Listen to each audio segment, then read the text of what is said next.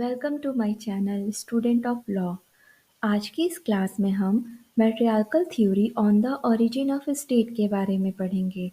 Last class में हमने patriarchal theory के बारे में समझा था, तो चलिए बिना देरी किए स्टार्ट करते हैं।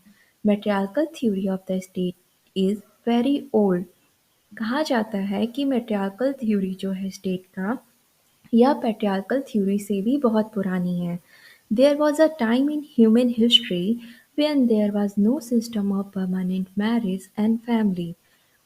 ह्यूमन हिस्ट्री में ये उस समय की बात करता है जब परमानेंट मैरिज का और फैमिली का कोई कॉन्सेप्ट नहीं हुआ करता था। हमने पैट्रियार्कल थ्योरी में परमानेंट मैरिज के कॉन्सेप्ट के बारे में पढ़ा था और फैमिली के बारे में पढ़ा था। जैसा कि पैट्रियार्कल थ्योरी में one of the main elements था कि वहाँ फैमिली थी। एक फादर थे, मदर थी और उनका बच्चा था। और परमानेंट मैरिज का कॉन्सेप्ट था, चाहे वो मैरिज एक से हो, चाहे बाइगैमी हो, चाहे मोनोगैमी हो, चाहे पॉलीगैमी हो। At that time people were still in hunting stage of human civilisation. Matriarchal theory में कहा जाता है कि ये बहुत पहले की बात है, जब मनुष्य अभी भी हंटिंग पे डिपेंडेंट था। पीपल लिव्ड इन ग्रुप्स, छोटे-छोटे ग्रुप्स में रहा करता था। The life was dependent on the fruits and hunting elements. उस समय जो मनुष्य था वो फ्रूट्स और हंटिंग के ऊपर निर्भर था। उस समय परमानेंट प्रॉपर्टी का कोई कॉन्सेप्ट नहीं था। When two groups were met, there will be union between a men and women. जब दो ग्रुप्स मिला करते थे तो उनके बीच में एक यूनियन होता था और उस यूनियन के फलस्वरूप बच्चे पैदा हुआ करते थे। The children born as the result of this union did not know their fathers. तो इस तरह जो बच्चे पैदा हुआ करते थे उस यूनियन के फलस्वरूप, वो अपने फादर को ट्रस्ट नहीं करते थे। So all relationship and descents were traced through the mother. तो जितने भी रिलेशनशिप और डिसेंट होते थे वो मदर लाइन से लिया जाता था। जैसे कि पैट्रियार्कल थ्योरी में हमने पढ़ा, डिसेंडेंट फादर लाइन को फॉलो करते थे, उसके ठीक अपोजिट मैट्रियार्कल थ्योरी में डिसेंट जो है मदर लाइन को फॉलो करता है। At this stage people were still leading a nomadic life. अभी भी इस स्टेज पे जो लोग हुआ करते थे वो जो है घूम घूम कर अपना जीवन यापन करते थे, एक जगह नहीं रहते थे। आज कभी यहाँ कभी वहाँ खाने की तलाश में इधर उधर भटकते रहा करते थे। There was no concept of private property. Private property का कोई कॉन्सेप्ट नहीं था, खेती नहीं होती थी। जीवन यापन सिर्फ फूल फल और शिकार करके ही हुआ करता था। In this way population increased, और इसी तरह धीरे धीरे करके पॉपुलेशन बढ़ा। फाइनली पीपल गॉट सेटल्ड, और धीरे धीरे लोगों ने एक जगह रहना चालू कर दिया। और एक बहुत ही महत्वपूर्ण चेंज आया, और उस महत्वपूर्ण चेंज के फलस्वरूप जो है हमारा पेट्रियार्कल सोसाइटी में चेंज हुआ और उसके बाद स्टेट बॉर्न हुआ। MacLennan, Morgan, and Jaynes are the notable exponents of matriarchal theory. Even today we find traces of matriarchal society among the ancient people of Australia, Malaysia, Indonesia, Madagascar, and Red Indians of North America.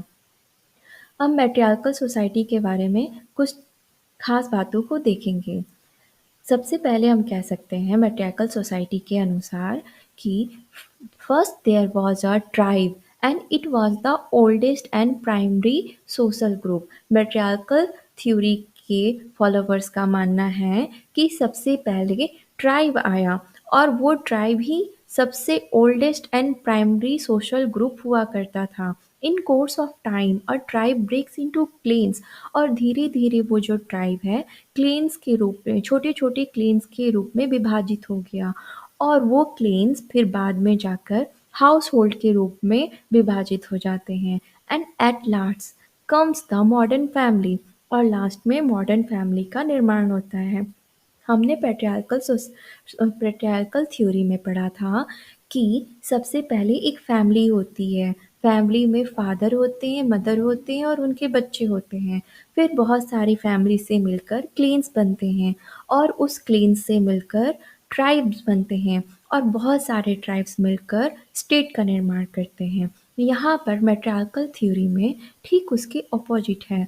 मैट्रियार्कल theory के followers का मानना है कि सबसे पहले tribe अस्तित्व में आया और ट्राइब जब टूटा तो क्लेन्स बने और क्लेन्स के टूटने से छोटे-छोटे हाउसहोल्ड बने और उसके बाद मॉडर्न फैमिली अस्तित्व में आई। हम इसके क्रिटिसिज्म को देखेंगे। इसकी क्रिटिसिक्स का कहना है कि जो मैट्रियार्कल थ्योरी है, ये पॉलिटिकल ना होकर सोशियोलॉजिकल इन नेचर है। ये स्टेट के ओरिजिन को ना दर्शाकर फैमिली के ओरिजिन को एक्सप्लेन करता है। There is no advocate proof in support of the patriarchal system. इसके क्रिटिक्स का ये भी कहना है कि मैट्रियार्कल सिस्टम को सपोर्ट करने के लिए कोई पर्याप्त प्रूफ नहीं है।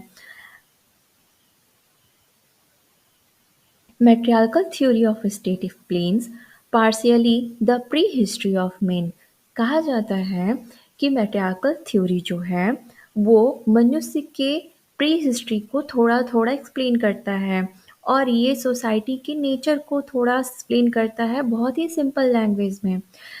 और ये एक्सप्लेन करता है ओरिजिन ऑफ सोसाइटी के बारे में, but it did not sufficiently explain the origin and development of state। और ये सोसाइटी के बारे में तो एक्सप्लेन करता है, मानव के विकास के बारे में तो एक्सप्लेन करता है, बट ये स्टेट के डेवलपमेंट के बारे में एक्सप्लेन नहीं करता। इसके क्रिटिसिस्ट का ये भी मानना है कि मैट्रियार्कल थ्योरी ही सिर्फ और सिर्फ एक बेसिक नहीं रहा है स्टेट के डेवलपमेंट का, और भी बहुत सारे एलिमेंट्स जो हैं वो स्टेट के डेवलपमेंट में सहायक रहे हैं। अगर हम पैट्रियार्कल थ्योरी और मैट्रियार्कल थ्योरी के बीच में तुलना करें तो हम पाएंगे कि पैट्रियार्कल थ्योरी में फैमिली का कॉन्सेप्ट था, जबकि मैट्रियार्कल थ्योरी में फैमिली का कोई कॉन्सेप्ट नहीं था। दूसरा, पैट्रियार्कल थ्योरी में जो एल्डेस्ट मेल मेंबर होता था वो उस फैमिली का हेड हुआ करता था, बट मैट्रियार्कल फैमिली में ऐसा कुछ नहीं है। पैट्रियार्कल फैमिली में जो जो मेल लाइन है उसको देखा जाता है, बट मैट्रियार्कल फैमिली में मदर लाइन को देखा जाता है। Mother, her daughter, her daughter and her daughter. Patriarchal theory में परमानेंट मैरिज का कॉन्सेप्ट था, जबकि मैट्रियार्कल थ्योरी में मैरिज का कोई कॉन्सेप्ट नहीं था। दोनों के बीच में बेसिक यही डिफरेंस है। और यहाँ पे मैं अपनी वीडियो ख़त्म करती हूँ। अगर आपको मेरा वीडियो, मेरा एफर्ट काफ़ी इफ़ेक्टिव लगा तो प्लीज़ मुझे सब्सक्राइब कीजिए और मुझे इससे बहुत अच्छा लगेगा, मुझे बहुत इससे प्रोत्साहन मिलेगा, एनकरेजमेंट मिलेगा। मैं ऐसी वीडियोज़ अपना होमवर्क कंप्लीट करके आपके लिए लाती हूँ, तो प्लीज़ मुझे एनकरेज कीजिए, प्लीज़ सब्सक्राइब एंड आगे की वीडियोज़ देखने के लिए चैनल्स पे बने रहें। Thank you for watching and remember, once a student of law, always a student of law. Thank you. Bye bye.